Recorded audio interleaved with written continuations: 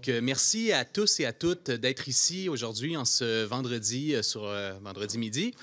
Je remercie tout spécialement mes étudiants du cours Paul 41-42 qui viennent aujourd'hui donc pour entendre une conférence qui devrait être très intéressante, ma foi.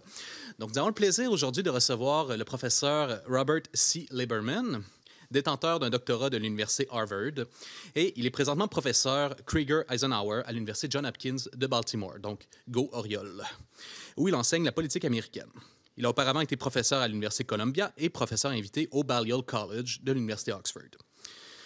Dans une démarche liant sciences politiques et histoire, ses travaux portent sur le développement politique américain, sur l'importance des enjeux raciaux en politique américaine, sur les politiques publiques aux États-Unis, notamment ce qui a trait au filet social, et sur les transformations à travers le temps de la démocratie américaine.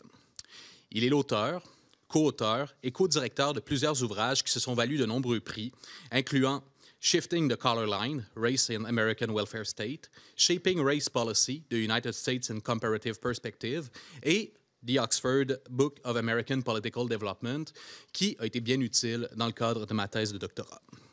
Son plus récent livre, coécrit avec la politologue Susan Mettler, s'intitule Four Threats, The Recurring Crisis of American Democracy. Et dans ce livre, les auteurs identifient 4 facteurs qui sont venus ponctuellement à travers l'histoire des États-Unis menacer l'avenir de la démocratie américaine.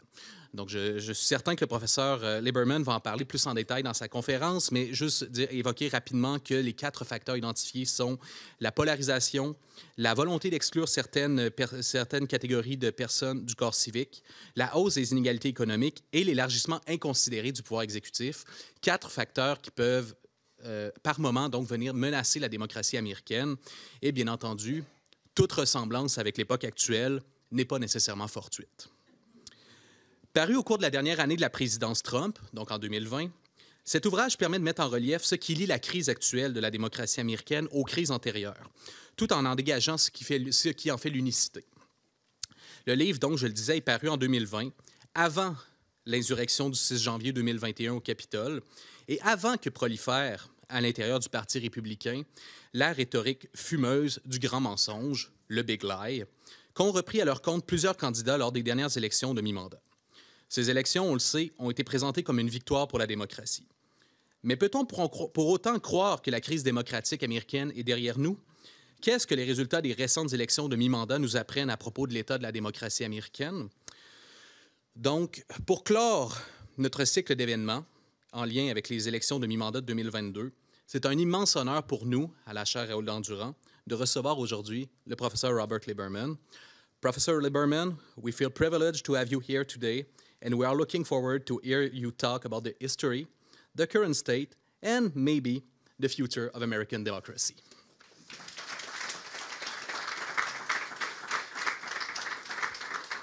Thank you. Thank you. Thank you very much. I'm delighted to be here. You'll forgive me if I speak in English. My French isn't quite what it once was. Is this going to work? No, I guess I'll do it this way. Okay, there we go. So what I want to talk about today, just to pick up on Christophe's very nice, generous introduction, is what we might call the question of backsliding in reverse. We've heard a lot about democratic backsliding in the last few years in the United States and around the world, and I'll dive into this a little bit in a moment. And the question that I think animates us now, I think people are getting a little tired of talking about democratic backsliding, even though it's still a really important subject. And the question that animates a lot of us now who are thinking about American democracy is, what is it going to take to reverse the slide of democracy, to make backsliding go backwards, to re-democratize the United States and other countries that are suffering from a democratic deficit? And that's what I really want to begin to talk about today. And I'll do that as Christophe described by talking about a little bit of history, a little bit about the current state of democracy in the United States, and a little bit about the future, although political scientists are not good at predicting the future. The famous American baseball player Yogi Berra is alleged to have said, making predictions is hard, especially about the future. So keeping that in mind, I'll do my best. I will talk only a very little bit in my prepared remarks about the recent midterm elections, which are sort of the announced subject of this series, but I'm happy to talk about that in the question and answer period if you'd like. So I'll begin. Again, I'll show a picture of the of the book. The holidays are coming up. It's available for a very nice price on Amazon and at other fine booksellers.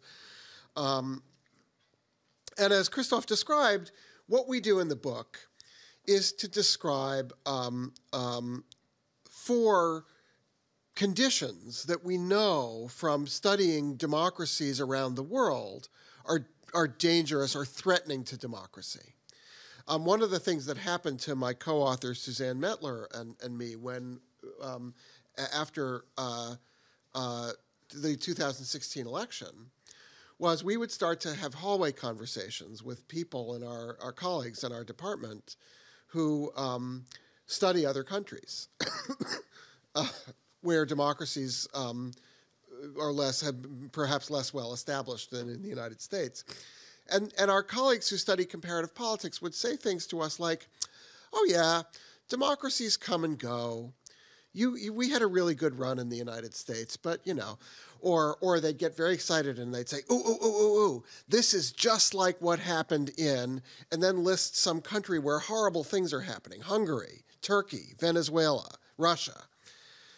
And Suzanne and I realized that studying American politics in the late 20th and early 21st centuries had not given us a vocabulary to think about the conditions under which democracies decay. We kind of took it for granted. We, professional scholars of American democracy, kind of took it for granted that the United States was a stable democratic regime and proceeded accordingly. This is why this is one of the reasons political scientists are bad at prediction, because we kind of assume that things that are stable now are going to stay stable for a long time. So the 4 conditions, just to amplify a little bit what Christophe said in the introduction, excuse me, it's not COVID, I know that for sure, are political polarization. There we go. First, political polarization. The division of the country into real us versus them camps. We don't need to say much about this because it should be apparent to anyone who's observed politics in the United States or in many other countries in the world in the last few years, how this kind of conflict between contending political communities can really threaten democracy. When beating the other team becomes the most important thing in the democratic politics, that can be dangerous for the idea that you need to follow the democratic rules, that if you lose the election, you lose the election, and you compete again next time. So polarization is dangerous. The second threat is what we describe as conflict over membership, over who belongs as a member of the political community. When there are groups whose position in the political community is marginal or at risk, that can create a different kind of conflict, an important kind of conflict.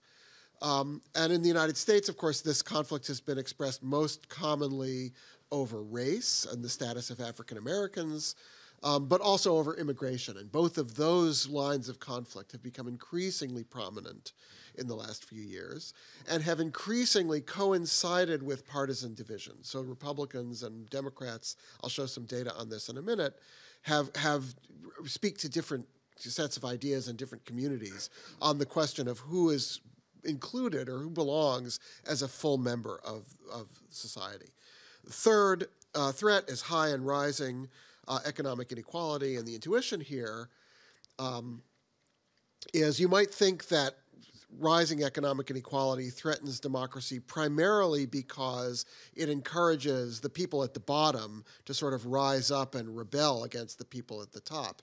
In fact, the threat is the reverse. The more common threat is the reverse. Rising economic inequality The democratic problem for inequality is that there are typically more poor people than there are rich people, right? And so in a democracy where people have equal rights and equal power, the rich people will lose because they get outvoted, right? So rising inequality encourages the wealthy to try to behave to try to protect their status and their own economic gains, and to behave undemocratically in order to do that, right? And you can see patterns like this in the United States. The fourth threat is what we call executive aggrandizement, the growth of executive power, the concentration of power in the hands of, in the United States, the president, at the expense of the other branches of government, particularly at the expense of Congress, that undermines the process of representation. And undermines the sort of separation of powers and checks and balances that in the United States, in the American Constitution, are designed precisely to prevent the concentration of power, to prevent a single person or a single group from gaining too much control over the levers of power. So these are the four threats. And what we found when we dug into American history, and what we do in the book is we look at a series of episodes, previous episodes in American history, when democracy seemed to be under threat, when the United States seemed to be at risk of backsliding, of moving from something like some kind of democracy backward towards some kind of authoritarianism. And you can see here the five periods that we looked at: the 1790s, the first decade of the New Republic, the 1850s, the crisis that led to the Civil War, the 1890s, which was the period of mass disenfranchisement of African Americans in the South, the 1930s, which was the Great Depression and the era leading up to World War II, which was a period in which democracy was at risk around the world, being threatened, especially in Europe, by fascism and varieties of totalitarianism. And there was a serious fear, even in the United States, at the onset of the Great Depression, that democracy was at risk. And then the 1970s and the Watergate crisis. The parallels between Watergate and the Trump era are many, and I could talk about them more in the Q&A. And so what you can see is that in each of these episodes, what we discovered, each of these episodes of democratic crisis or democratic threat was characterized by at least one, and in some cases several, of these threats. The two most acute crises, the 1850s, which led to the Civil War, and the disenfranchisement, white supremacist crisis of the 1890s, were characterized by three. And now, in the current era, for the first time ever, we're faced with all four at once. And I think that, there's a sense after the midterm election, after the 2020 election and the former guy, as President Biden calls him, leaving office, and the 22 midterm election in which the former guy's henchmen were mostly defeated, there's a sense of relief. I think there's a sense that many Americans are sort of exhaling. I would suggest that relief is perhaps a little bit premature. These conditions still exist, right? And so we are still in a moment that's ripe for a challenge to democracy. So pro-democratic things are happening, but I wouldn't want to take that too far, and I'll talk a little bit more about that. So let me unpack these threats a little bit and show you how we measure them and talk a little bit more about them in depth. So here are some of these, for especially those of you who are students of American politics, some of these data or these pictures may be familiar to you. So if so, bear repeating. If they're not, I'll walk through these a little bit. So these are just a couple of indicators of some of these things, just to show you what we mean when we talk about, for example, rising polarization here.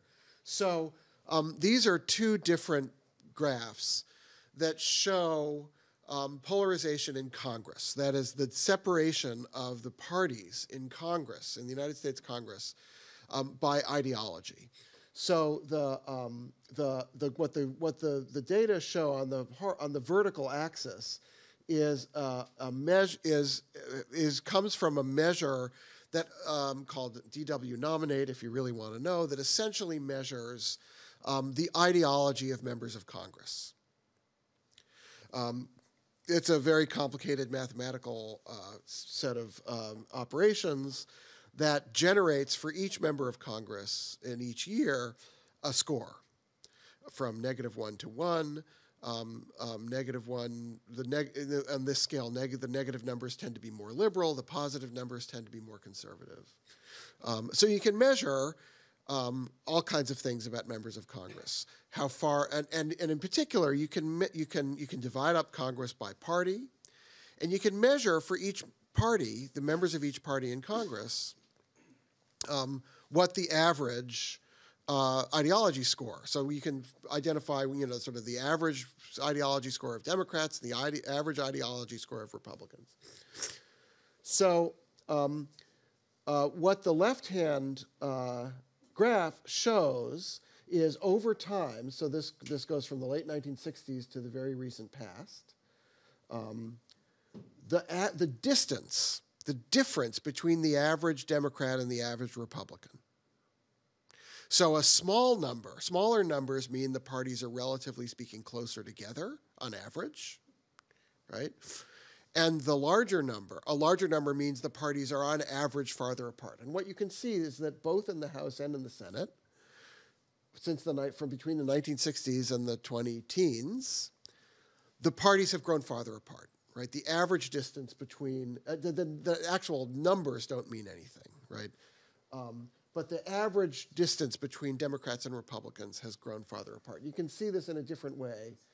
These are the same data on the right-hand graph. This is by party. So the dotted line on the top is the average ideology score of Republicans over the same time. And you can see it's going up. The average Republican is getting more conservative. This shouldn't be any surprise to anyone who has, read a newspaper at any time in the last 30 years. And the solid line on the bottom is Democrats. The average Democrat, and this is important, the average Democrat has gotten maybe a tiny bit more liberal, but mostly that's a relatively flat line, right? So what's happening is the parties are moving farther apart. And for the most part, that growth in the distance between the parties is being driven by the Republican Party moving to the right, not the Democratic Party moving to the left. Right? So this is what we call asymmetric polarization. One party is moving a lot, the other party is moving not so much. I could show you a different picture of these same data that would have dots, one dot for each member of Congress. And if I showed you that picture, what you would see is back in the 1960s and 1970s, I don't want to move too far away from the microphone, but what you'd see is you'd see, clusters up here of Republicans, clusters of Democrats down here, but a big clump in the middle. So there were some, in a generation ago, a couple of generations ago, there were, some conservative-ish Democrats and some liberal-ish Republicans, so that there were some overlap in the middle, right? What you would see now is the party clustering up by these holes, right? So the most conservative Democrat in Congress today is more liberal than the most liberal Republican, and by quite a distance, right? There's no overlap between the parties. So in Congress, this makes coalition building difficult. This makes compromise difficult. And combine this with the fact that the parties are so closely divided, right? Right now, a 50-50 Senate and a 4-seat majority for the Democrats in the House. Come January, it'll be maybe a 51-49, at most a 51-49 Senate and possibly a 50-50 Senate again, depending on what happens next week in Georgia. And I think something like a 6-seat Republican majority in the House. Very, very close, right? So all of the impulse on both sides is to emphasize differences between the parties and not compromise, right? So polarization is sort of one of the things that drives this sort of extreme competitive partisan behavior, right? And the sense of what the political scientist Francis Lee calls teamsmanship, right? Think of parties not as sort of not just as ideological groups or as policy-making groups, but as teams, right? And the goal of the team is what? The goal of the team is to beat the other team and to do whatever it takes, you know, mostly within the rules, but if you have to stretch the rules a little bit, yeah, so be it, right? To beat the other team, right? Another way of thinking about polarization, that's polarization among political elites, among elected officials, and that's grown a lot. Another way to think about polarization is polarization among the public, right? You might think, well, members of Congress, elected officials are being pushed increasingly to behave in these extreme partisan conflictual ways. But what about the public? Most members of the public, most people are pretty reasonable. The public, if you ask them about policy, they kind of cluster in the middle. They have a sort of normal distribution of policy views. Most people are pretty moderate. That's mostly true. But consider this. This is a measure of what we call what's called negative partisanship. So here what we're showing is the views that people hold, opinions that people hold about their own party and about the other party. So these are data from what's called a feeling thermometer. That is a survey questions, well-established survey technique. To ask you, so you get asked a question, you know, how coldly or warmly do you feel about something? On a thermometer, right, where 0 is really cold and 100 is really warm, right?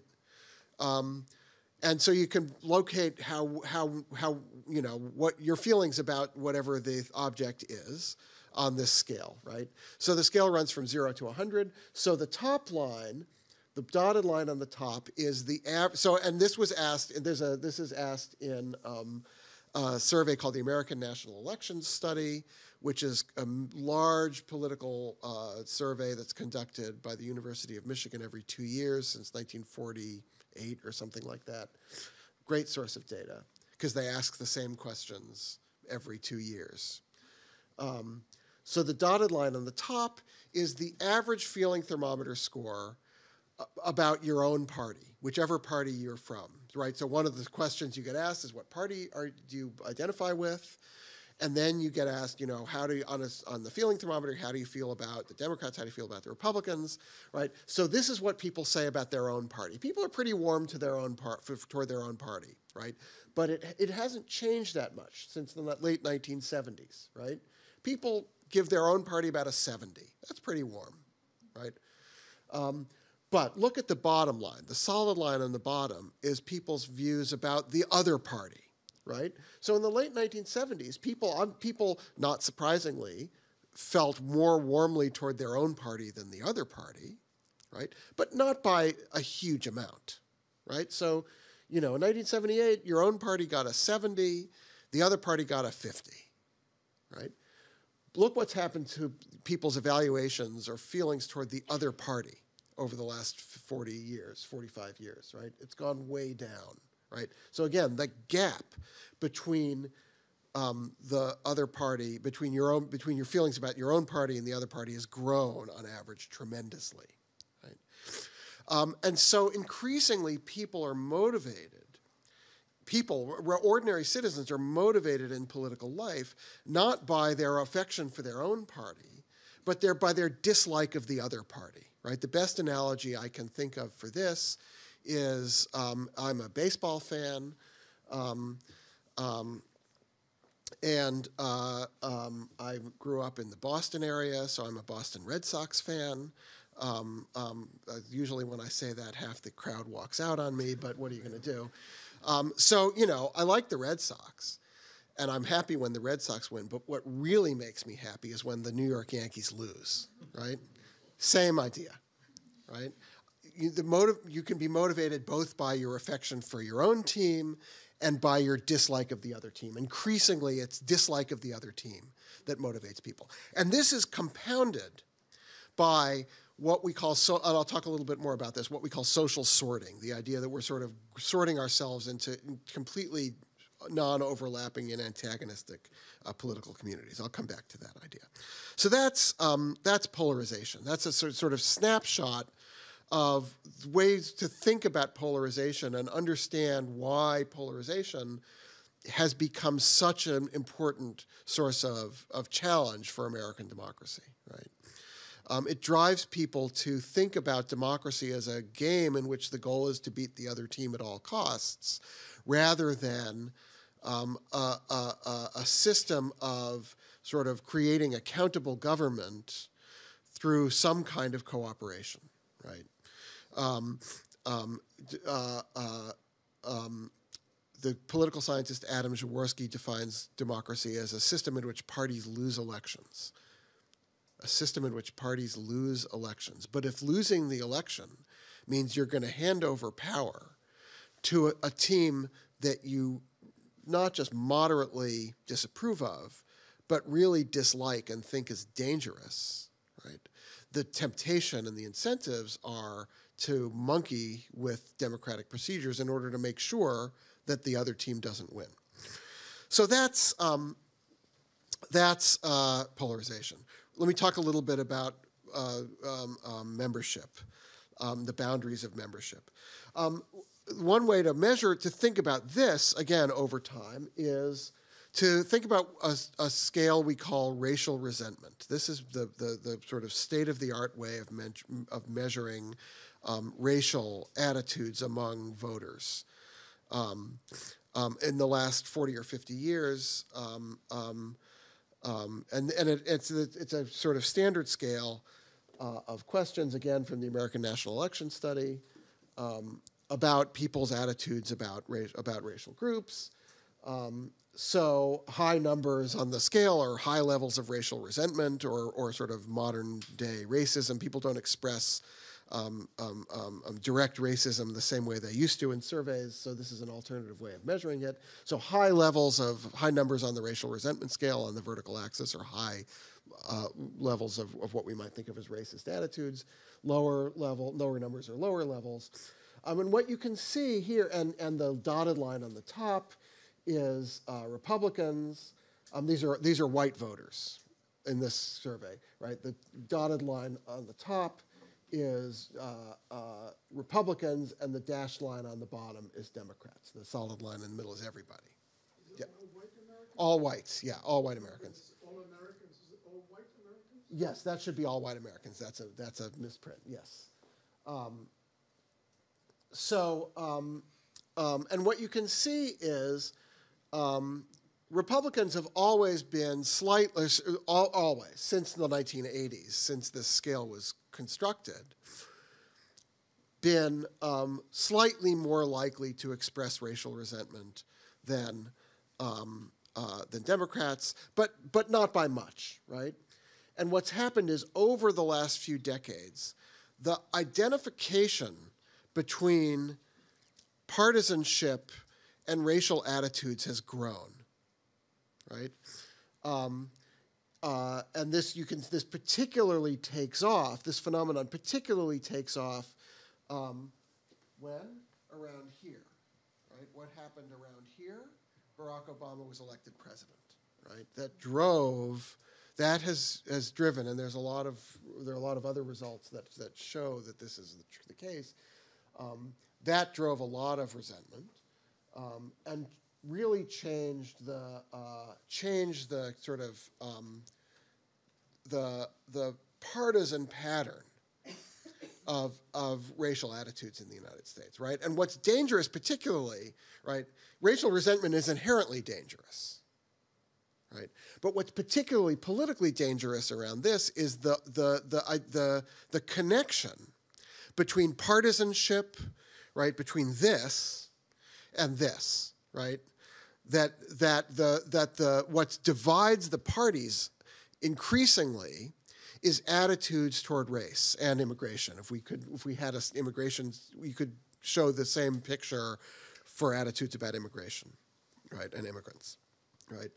So it's the overlap between racial resentment, between racial attitudes, between these beliefs about who belongs as a legitimate member of American society. The overlap between that and partisanship is extraordinarily dangerous and destabilizing to democracy. So that's racial. That's one quick measurement of racial resentment. Rising economic inequality. This may be a familiar graph to some of you. These are data from the economists Thomas Piketty and Emmanuel Saez, using data from income tax returns in the United States. That's why it goes back to 1913. There was no income tax in the United States before 1913. And they have the income tax data, and the question is, what share of total income in the country goes to the top 1% of income earners? This is one way of measuring income inequality, right? How much income do the richest people get, right? So a high number is higher inequality. A lower number is lower inequality. I wouldn't say that's low inequality. It's lower inequality. And what you can see is a big dip in the middle of the 20th century, right? Really after the New Deal and really after World War II for about 30 years into the 1970s and 80s. Inequality then begins to climb, and we are now in a situation, and it's drifted up even in the last couple of years since then, but we're now in a situation where income inequality is as high or higher than it's ever been since we've been able to measure it systematically in the United States, right? So again, that increasingly tends to be identified with partisanship, and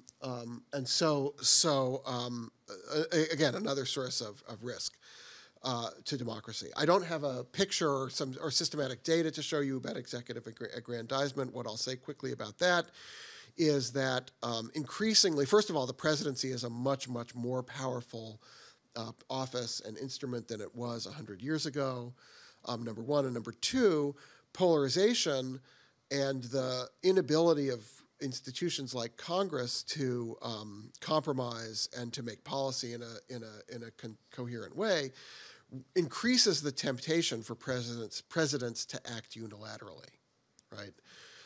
And I think you'll see this again in the next 2 years. We're going back to a situation of divided party control of governing institutions in the United States. Congress, I'll make this prediction, Congress won't pass a lot of important legislation in the next 2 years. And so if President Biden wants anything to happen, he'll have to find ways to do it on his own. That's been a pattern that presidents of both parties have used in the last 30 or 40 years especially, right? Confronted with a kludgy, gridlocked, slow-moving Congress, presidents find ways to govern on their own. All right. So what this adds up to is a lot of indicators of democratic backsliding. The decline of what we call cross-cutting cleavages.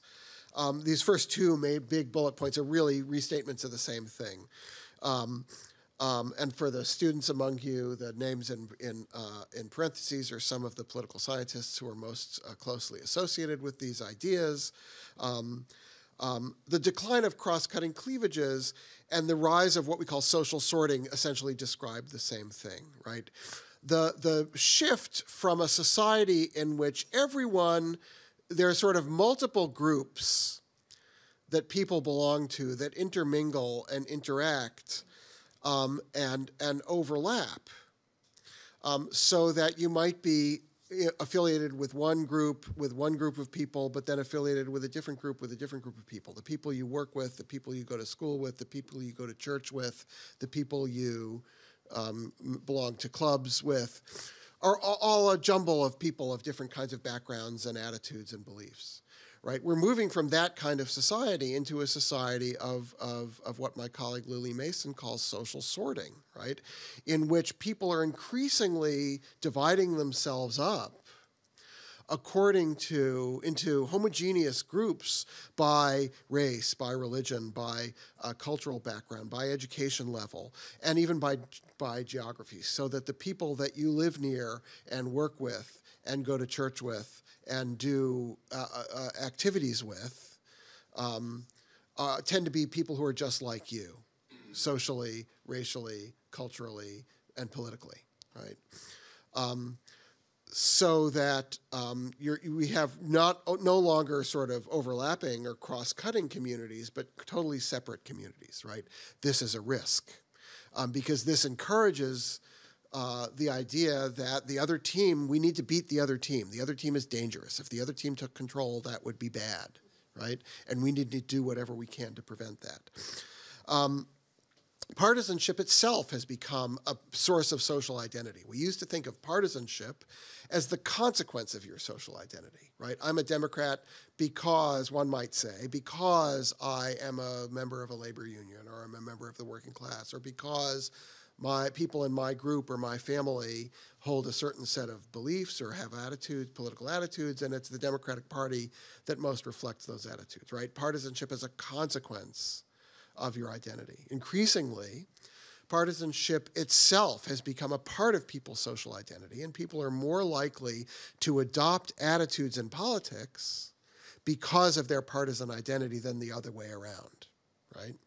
One tiny little indicator of this, I don't have a slide on this, but it's kind of amusing, is there's been a survey question that's been asked a couple of times. Would you be unhappy if your son or daughter were dating a member of the opposite party? Right. This is like if you asked my grandmother, would you want me to, if I would be okay if I married outside the faith, right? She would have had a heart attack on the spot, right? So that question, this is not one of these questions that's asked regularly, so take this with a grain of salt, but it's a little bit revealing. When this question was asked once in the early 1960s, most people didn't care. People who identified with one party or the other were more likely to care. But for the most part, people said, nah, it doesn't matter. If my son or daughter were to bring home someone from the other party, that'd be okay, right? Now, that question was asked again a few years ago. And people are much more likely to say, yes, I would be unhappy if my son or daughter were dating someone from the opposite party, right? Don't read too much into this. I take this as a tiny little piece of evidence of what I just said, that partisanship has become a source of identity and not just a set of political beliefs. And finally, I think one of the things to really worry about is that the Republicans have been behaving for a number of years as essentially an anti-democratic party. And Daniel Ziblatt, the political scientist at Harvard, has written extensively about this. To have a conservative party that's not committed to democracy is actually quite a dangerous thing. I can talk more about that. I don't want to get into this. All right, so that's the gloom and doom. And as Christophe will probably tell you, it's not a book with a happy ending, right? So are there sources of what we might call democratic resilience, right? Are there signs, and most of these slides were made up before this past election. I've got one slide about the election. Is there anything we can cling to that might suggest that American democracy is sort of resilient or still robust? Well, maybe, right? So Congress in the last few years has actually done some bipartisan things, right? They've gotten out of these deep partisan trenches a couple times, a little bit. So during the pandemic, they passed a very, very large, right at the beginning of the pandemic, very large bipartisan relief act that did an enormous amount to prevent the United States from sliding into a long-term recession right on the spot. lot of money, couple of $2 trillion. It passed the Senate unanimously. It passed the House so quickly they didn't even bother to have a recorded vote. They just needed to, shovel this money out the door as quickly as possible. Everyone agreed, right? Very unusual. In the first year of the Biden administration, a large, more than half as large infrastructure package passed Congress by pretty substantial majorities and with some Republican votes. These might not look like large numbers, but the pattern in Congress for the last 20 or 30 years has been that most important legislation doesn't get any votes from the other party, or at most a small handful, right? So not only did this act get some votes from the other party, but in the Senate it got enough to get around a filibuster, which requires 60 votes to end, right? The second Trump impeachment, not the first one, but the second one actually got Republican votes in favor of impeaching him. Now, most of these 10 Republicans in the House who voted for impeachment are now gone. They were either lost and defeated in primaries or chose to retire because they would have been defeated in a primary. But seven Republican senators voted to convict him. Didn't come close to the number of votes needed to convict him, right? But that's the most votes for conviction in an impeachment trial ever by senators of the president's party. Now, we don't have a lot of data. It was only the fourth impeachment trial in American history, but still. The most recent Supreme Court nomination, again, small numbers, but not insignificant, that Ketanji Brown Jackson actually got 3 Republican votes. The 2020 election, and if not only did the former guy lose, but high turnout. A lot of people voted even in the middle of a pandemic. The sort of big lie lawsuits didn't go anywhere. And state election officials resisted intense pressure to monkey with the election results and throw out election results and all of those things. You know about all of that. This, of course, is the most famous state secretary of state in the history of the United States, Brad Raffensperger, who was the Secretary of State of Georgia. This is the guy that Trump called on the phone and said, well, can't you just find 12,000 votes? Because that's what I need to win the election. And Raffensperger, of course, said no, and he got reelected. Increasingly, states began to reject partisan gerrymandering, which is the act of drawing legislative districts to create advantages for one party or the other. Don't get me wrong, there's still a lot of partisan gerrymandering in the United States. But there was some evidence in the last few years that, and the Supreme Court affirmed it a few years ago, said it's okay to do it. But there is some evidence that some states are starting to push back against the idea that parties should be able to manipulate the electoral system in order to give themselves an advantage, which is essentially what partisan gerrymandering is. So these are 2 examples of partisan gerrymanders that were thrown out by courts, one Democratic one in Maryland on the left, one Republican one in North Carolina on the right.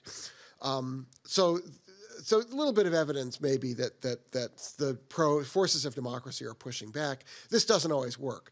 Ohio also had a partisan gerrymandering that the courts threw out, but the state used it anyway, just ignored the courts and used it anyway, and there doesn't seem to be anything the court can do to stop that. Mass mobilization, right? There was a moment in 2020 at least when it looked like, or 2020 and 21, when it looked like there might be sort of a mass pro-democracy movement. So on the left, you have the Black Lives Matter upsurge in summer 2020 after the George Floyd murder in Minneapolis. On the right, you have a big pro-abortion rights rally from last year after the Supreme Court decision that overturned Roe versus Wade. There's some evidence that there's energy for some kind of social movement, pro-democracy social movement, although those are very hard to build and sustain and have an impact in a long-term way. So I think the jury's still out. Here's my one slide on the 2022 election. The red wave that we all thought was coming. You see, if I had given this election, if I had given this, Christophe originally invited me to come before the election, which would have been very dangerous because I would have predicted, like everyone else, that the Republicans were going to run the table, and they didn't, and then I would never be able to show my face in Canada again. So I'm really very happy that it worked out this way. The red wave didn't happen. The Democrats kept the Senate. That's the map on the left. And the kookiest and election-denyingest, Trumpiest candidates mostly lost. So Carrie Lake in Arizona on the top. Blake Master is also in Arizona on the bottom. That's Dr. Oz on the right in Pennsylvania. Those people all mostly lost. The election-denying Secretary of State candidates mostly lost. So sort of the worst fears about what might have happened in this election didn't seem to come true. I don't think we should assume, though, that this means that we're sort of back to the old status quo and that things are back to quote-unquote normal. All right. Let me talk very quickly about what we might call, so the last thing to say about sort of backsliding is backsliding often becomes a self-reinforcing process, right? It's a cascade, it's a spiral. It's very hard to get out of, right? And when these forces come together, it can be extremely dangerous. So here, what this picture on the right is taken from the book. This is from the 1890s. This is from an episode in Wilmington, North Carolina in 1898. It's a pretty interesting story. So when you buy the book, you can read it. But basically, there was a coup d'etat in Wilmington, North Carolina in 1898, in which a white supremacist militia attacked the multiracial Republican city government, threw them out of office, and installed their own government in its place. There was a sort of riot and massacre in the streets. Somewhere between several dozen and several hundred people were killed. We don't know exactly how many, but it was a lot. This is a group of white supremacist militia members standing in front of the offices of the Daily Record, which was a black-owned daily newspaper that they burned to the ground, as you can see. So backed by this kind of violence, in the presence of these multiple threats, backsliding, democratic back, and this was the beginning of the process in North Carolina and around the South of just disenfranchising African Americans, right, who had gained voting rights after the Civil War and had them taken away by the early 20th century, right? De-democratization. This is real backsliding. This is not just rhetorical backsliding. This is real de-democratization, right? So this becomes a real self-reinforcing cascade. And the question is, how do you interrupt the cycle? When you're in this period of de-democratization, right, is the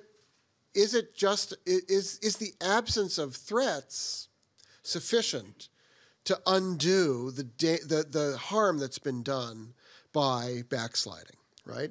Is a couple of elections in which the forces of democracy seem to win enough to reverse backsliding, especially if the threats are still in place, right?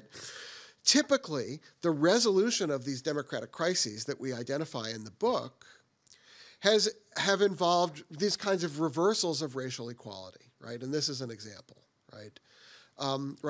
What seemed like a threat to democracy in the 1890s, the sense of threat and crisis had receded by, say, 1910 or 1920, but the cost of that tranquility was that black people who had political rights in the South by the 1880s had lost them by the 1910s, right? is it possible to interrupt the cycle? So what I would suggest, and I'll do this quickly. I've got a couple of slides that I'm not going to spend time on. Is that there are other historical episodes that we can look at. So this was the Gloom and Doom book. Another colleague and I are working now on another book on these other episodes of democratization in the United States. So what goes wrong when things go wrong? The question that we can turn to is now, what goes right when things go right? And there are two particular episodes of what we might call democratization, and particularly racial democratization in the history of the United States. And these are what we typically call the two reconstructions. One is Reconstruction, which the historian C. Van Woodward kind of retro-named the first Reconstruction, right?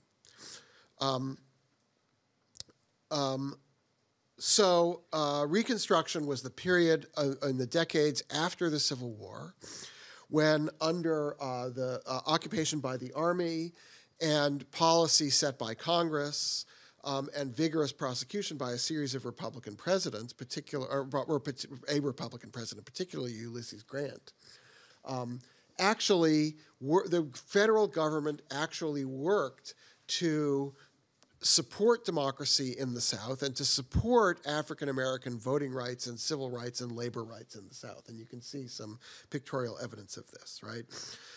A series of amendments to the Constitution, a series of laws passed by Congress that empowered the federal government to actually enforce rights in the South and to fight against groups like the Ku Klux Klan that were trying to undermine them. The presence of the Army, which occupied southern states. The United States Army essentially occupied the South until 1877, right? So that was a period, I think the correct way to understand Reconstruction is as one of the great democratizing eras in American history. The second, of course, is what Woodward calls the second Reconstruction, the great civil rights revolution that lasts roughly from Brown versus Board of Education in 1954 until the early 1970s, right? And you can see some of the signal events of this. And what I've picked, the pictures that I've picked out here, similarly, like the first Reconstruction, emphasize the role that the federal government played in creating the conditions for this kind of democratization and for enforcing rights against recalcitrant southern states. So beginning with Brown versus Board of Education on the upper left, the top that's Lyndon Johnson right after he signed the Civil Rights Act of 1964, giving a pen to Martin Luther King. Johnson was, you'll see pictures of Johnson signing bills, and he's got like this rack of pens. And he was really good at using many, many, many pens to sign his name. So he'd like do a tiny little bit of a stroke with one pen, and then, and he used like 40 pens. And then he'd have 40 commemorative pens that he could hand out to people who'd say, I have the pen that Johnson used to sign the blah, blah, blah act, right? When in fact it was one of like 40 of them. So he's signing, this is the pen that he used to sign the Civil Rights Act. He's giving it to Martin Luther King. This is the Army enforcing the integration of Central High School in Little Rock, Arkansas in 1957. On the next two pictures, bottom left and bottom center, is the integration of the University of Mississippi by James Meredith in 1962. That's Meredith in the middle. That's the Army being called in to support his enrollment in the university. The United States basically had to invade the state of Mississippi in order for this to happen. I'm happy to talk more about that. This is Meredith in between two of the key figures in this integration plan. On the left is John Doerr, who was the Assistant Attorney General for Civil Rights, representing the sort of legal authority of the federal government. On the right is Jim McShane, who was the Chief United States Marshal. This is one of the sort of sworn armed law enforcement arm of the United States government, right? So both force and law on the part of the federal government, and not to mention, the Army, were required to make this happen. And here we have protest against the labor union in Philadelphia. Again, the Philadelphia Plan, which was the beginning of affirmative action in the United States, the idea that if you want to get the rule that said if you want to get a federal construction contract, a contractor, union, construction company, what have you, can't discriminate on the basis of race. That was, again, a federal government action, right? The federal government, in fact, the President of the United States said, this is the rule. If you want to get by executive order, if you want to get a federal contract, you have to comply by these rules. You can't discriminate, right? So, again, what is it that the first and second Reconstructions have in common? It's this concerted, broad, and forceful engagement of the federal government, right? The federal government had to get behind the idea that we were going to democratize, that we were going to define and enforce rights, democratic rights for people who didn't have them. There's a whole apparatus about this that I'm not going to talk about, but I think that the first and second Reconstructions sort of mark what is really the critical challenge for American democracy, and that you can see, I think, out of the account of the threats, how this becomes the most serious challenge, and that is how to create a multiracial democracy, right? It's the antagonism between racial groups and increasingly over immigration that has time and time again gotten in the way of democratization and posed a severe threat to American democracy. And finding a way to build on the successes of the first and second Reconstruction and to create what we might call a third Reconstruction. This is, again, see, not predicting anything. This slide is blank. That's the safest way to go, really. But finding a way to promote the idea of multiracial democracy in the United States is critical if we want to save the experiment. So thank you very much, and I'm happy to take any questions you have.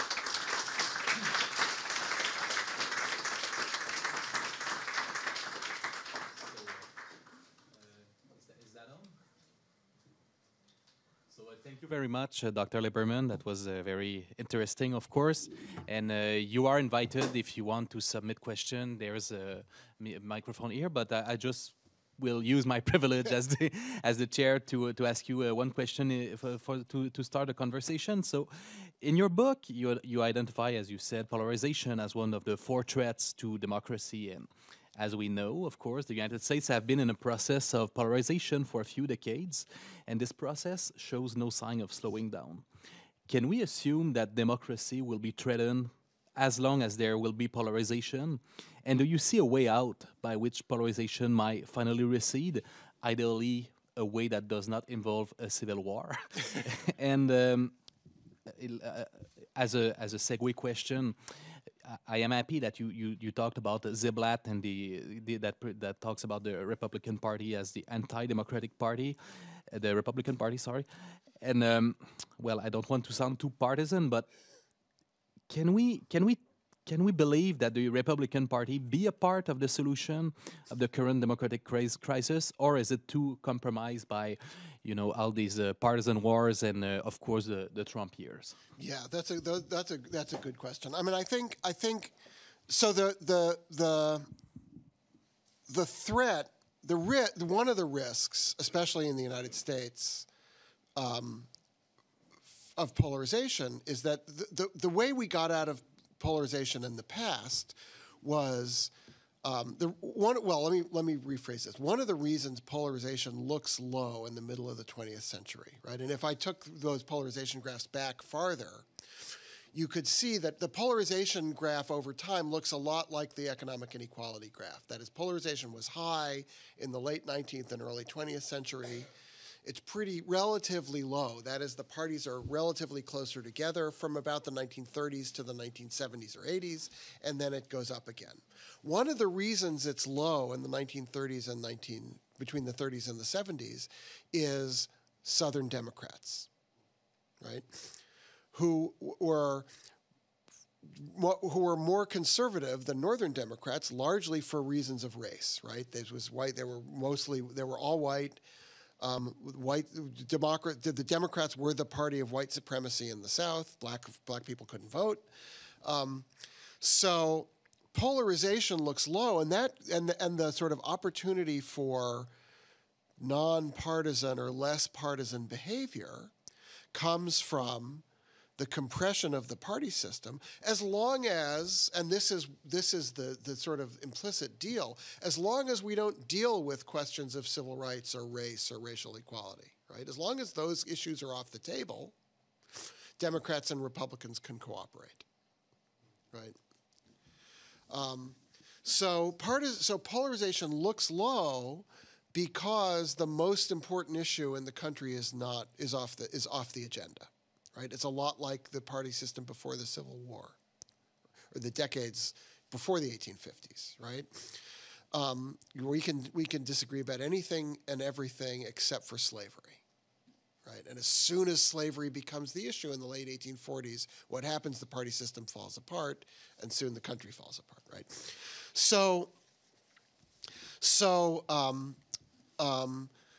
The danger is that we don't want that to happen again, right? We don't want to reduce polarization at the risk of sort of agreeing not to talk about or not to make progress on the most important issues facing society. That's the risk. How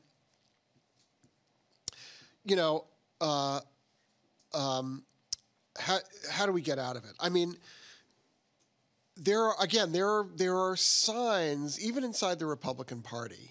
I think if you look at the last couple of elections in the right way, kind of squinty-eyed, maybe there's some evidence that the Republican Party is backing away from this precipice.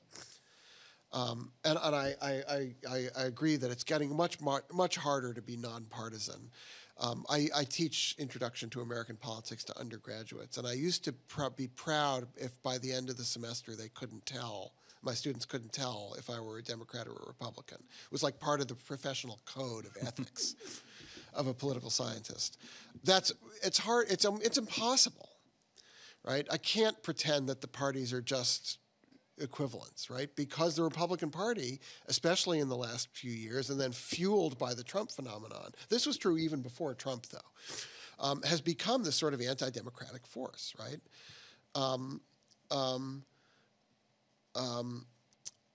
I think some of the most egregious examples of that have, the people who are the worst examples of that are starting to lose elections, right? And I think Republicans are starting to back away from Trump himself. I wouldn't write him off just yet. And if he wins the nomination, they'll all be back on the train, every single one of them. If what he's done already hasn't turned them off, there's nothing he can do now that's going to turn them off. I mean, I don't care who he has dinner with. I mean, I care, but they don't seem to care. But there seems to be some evidence that that a more sort of normal partisan behavior will pay off electorally, right? If Republicans and Republicans are now looking at Trump and saying he's cost us a lot in the last 3 elections, right? Yeah, he won the presidency in 2016, but only by a tiny little bit, and he really lost the popular vote by a few million votes, right? But then in 2018 in the midterms, he lost control of Congress. In 2020, he lost what should have been a winnable presidential election. And then in 2022, because of his candidates, the Republicans way underperformed in what should have been a very winnable election for Republicans. Everything about this, the sort of political circumstances in this election suggested that the Republicans should have done extremely well. And they only did a little bit well, right? They won control of the House, right? But they should have done much better, right? And people are looking at that. I think Republicans are looking at that and saying, yeah, that was Trump's fault. Now, the question to me is, are they going to attribute it to Trump personally and say, if we can just get rid of Trump, the individual, then we'll be back on track. But still keep the sort of extreme, divisive, election-denying behavior. If that's the case, then I think I would see someone like DeSantis as an example of this kind of view, the governor of Florida, right? People described DeSantis as Trumpism without Trump, right? Same beliefs, same attitudes. He's a little bit more presentable. You could bring him to dinner at your parents' house, and he wouldn't embarrass you, right? But it's the same garbage, right? So if that's the path, if it's just we need to get rid of Trump the man and we can keep Trumpism the approach, right? Then I think we're in for more of the same in terms of division and polarization, right? But if the Republicans look at this and say, okay, we really need to come up with a program, a conservative program, but a program for actually governing and thinking about what's our approach to solving problems that people think is important, right? And to actually dealing with the things that we yell at the Democrats for not dealing with. You don't like immigration policy? Okay, what's your immigration policy? You don't like tax policy? Okay, what's your, on and on. You don't like healthcare policy, right? The Republicans this is a long answer, but the Republicans got themselves into an enormous amount of trouble in the Trump administration because all of a sudden in 2017, they controlled all three branches of government. And they'd been kvetching about the Affordable Care Act, Obamacare, for 7 years. We're going to repeal it. We're going to repeal it. We're going to repeal it and replace it. Okay. Replace it with what? They had no answer, right? This is not a party that takes the idea of governing seriously, right? So if they can reorganize themselves to take governing seriously, that will push them in a direction that I think is less polarizing. But all the evidence that I see suggests that that's not where they're going. That's, I think, the worry. So, Professor Lieberman, thank you very much. Unfortunately, our time is up, and we don't have a Patreon to continue this conversation. Merci à tous et toutes pour votre présence aujourd'hui en ce vendredi midi. Je pense que, comme moi, vous avez apprécié beaucoup donc cette conférence qui était, ma foi, très stimulante. Merci tout particulier au personnel de la Chaire Raoul-Dandurand, donc Ivana Michelin, Françoise Conéa, Louis Collerette, Marin Fortin pour l'organisation donc de cette conférence. Et donc, je vous souhaite une excellente fin de journée. Merci beaucoup. Merci.